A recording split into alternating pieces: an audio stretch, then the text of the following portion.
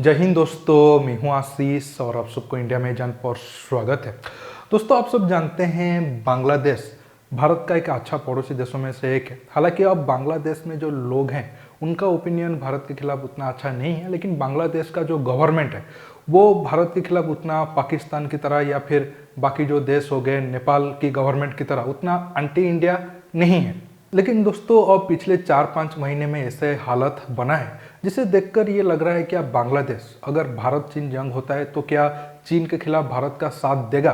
खासकर पिछले 6-7 महीने में इंडियन एयरफोर्स चीफ और आर्मी चीफ 3 बार बांग्लादेश विजिट पे जा चुके हैं। इसके बाद ये सवाल पर ज़्यादा बल मिला है। फरवरी महीने के आखिर में इंडियन एयरफोर्स चीफ 4 दिन की विजिट पे बांग्लादेश गए थे। इसके बाद अप्रैल महीने में एमएम नरवणे जी फिर से बांग्लादेश विजिट पे गए और पिछले महीने जून के आखिर हफ्ते में आरकेएस भदौरिया जी बांग्लादेश के 3 दिन विजिट पे गए। इतना ही नहीं दोस्तों, आरकेएस भदौरिया जी बांग्लादेश के कई सारे एयरबेस भी विजिट किए, जिसके बाद ये चर्चा जोर पे है क्या भारत चीन जंग के वक्त भारत बांग्लादेश की एयरबेस को चीन के खिलाफ यूज कर सकता है। इस न्यूज के बाद और भी कई सारे सवाल हैं। हमारा जो ईस्टर्न एयरफोर्स कमांड है, खासकर नॉर्थ ईस्ट में इंडियन एयरफोर्स के पास कई सारे एयरबेस है, तो हमें बांग्लादेश की एयरबेस की क्या ज़रूरत है। इसके साथ साथ क्या बांग्लादेश के गवर्नमेंट चीन के खिलाफ जाकर भारत को इतना बड़ा सपोर्ट करेगा। दोस्तों, ये सारे सवालों पर मैं आपसे बात करूंगा। जानने के लिए आप आखिर तक ये वीडियो को देखते रहिए और ज़्यादा से ज़्यादा लाइक शेयर करना बिल्कुल मत भूलिए। दोस्तों, आप सब जानते हैं पिछले 1 साल से या फिर 1 साल से ज़्यादा टाइम हो गया लद्दाख में भारत और चीन के बीच विवाद गर्मा हुआ है। इसके साथ साथ सिर्फ लद्दाख ही नहीं, चीन का गांधीनगर अरुणाचल प्रदेश और नॉर्थ ईस्ट में है। ऐसे में भारत का ये दायित्व है या फिर ये रोल है चीन के खिलाफ जितने सारे देशों को इकट्ठा किया जाए उतना ही अच्छा है। और दोस्तों, बांग्लादेश का जो पोजीशन है वो काफ़ी अहम है।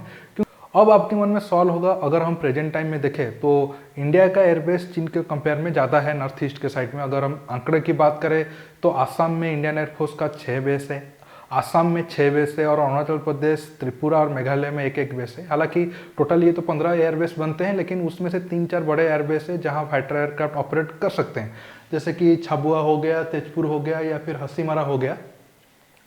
लेकिन दोस्तों, अगर हम बांग्लादेश को राजी कर देते हैं वो अपना एयरबेस भारत को यूज करने दे, हमें एक साथ कई सारे फायदे होंगे। हालांकि मैं इस पर आता हूँ थोड़ा टाइम में। आप देखिए, ये रहा चाइना का मैप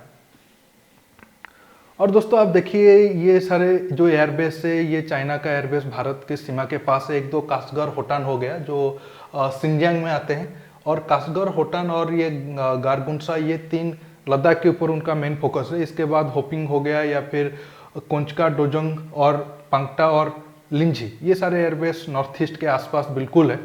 दोस्तों, जब कभी जंग होगा तो चीन का मेन कोशिश होगी कि वो जो भारत का एयरबेस है नॉर्थ ईस्ट में उसे तबाह करने के लिए, इसके लिए चीन अपना एयर डिफेंस सिस्टम या फिर मिसाइल या फिर अपना फाइटर एयरक्राफ्ट को लगाएगा। बहुत सारे जो एयरफील्ड है उन्हें तबाह करने के लिए। मान लेते हैं जंग काफ़ी खतरनाक होता है, 1 साल तक चलता है या फिर कुछ महीना तक चलता है, जिससे भारत का जितने नॉर्थ ईस्ट में एयरबेस तबाह हो गए तो भारत के पास एक बैकअप प्लान होना चाहिए। इसलिए शायद अब भारत बांग्लादेश से बात कर रहा है।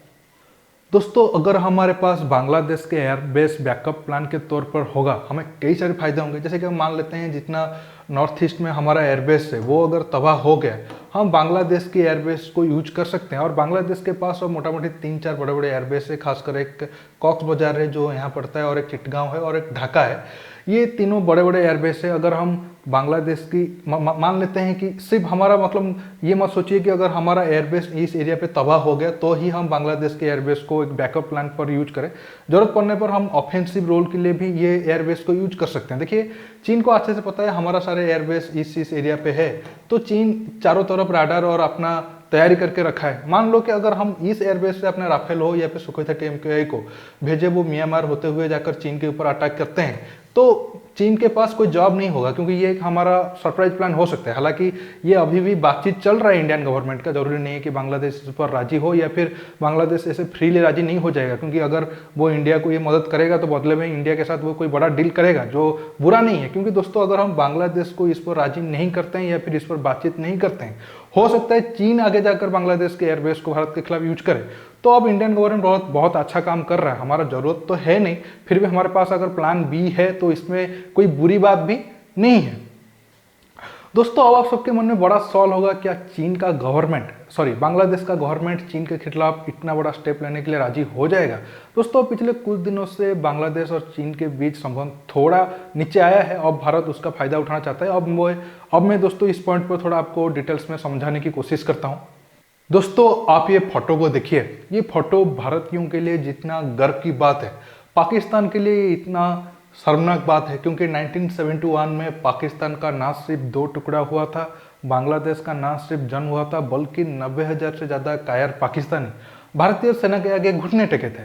और दोस्तों बांग्लादेशियों की जो लोग हैं, जो बांग्लादेश में लोग रह रहे थे तब, उनके भलाई के लिए तब इंडियन आर्मी अपना खून पसीना बहाया था। तो अगर प्रेजेंट टाइम में भारत मुश्किल हालात में होता है तो बांग्लादेश का मदद करना स्वाभाविक बात है।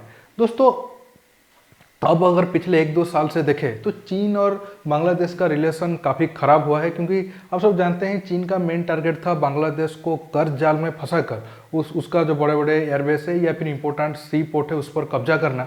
लेकिन बांग्लादेश को टाइम रहते पता चल गया चीन ऐसा करना चाहता है, तो इसलिए 1-2 साल से बांग्लादेश ना सिर्फ कई सारे चाइनीज प्रोजेक्ट को बंद कर रहा है, बल्कि उसको रिवाइज भी कर रहा है, मतलब उनका कॉस्ट को रिवाइज कर रहा है।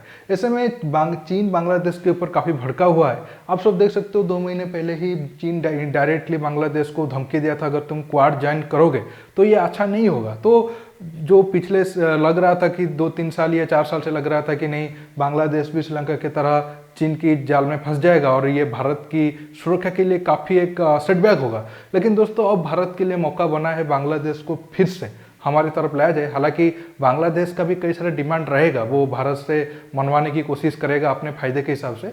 मेरे हिसाब से ये दोनों देश बैठकर बातचीत कर लेंगे, क्योंकि बांग्लादेश हमारे लिए काफ़ी ज़रूरी है। हम बांग्लादेश को चीन के साइड में जाने नहीं दे सकते हैं। दोस्तों ये टॉपिक में बस इतना ही था। आप नीचे कमेंट बॉक्स में कमेंट करके बताइए आपको ये वीडियो कैसा लगा।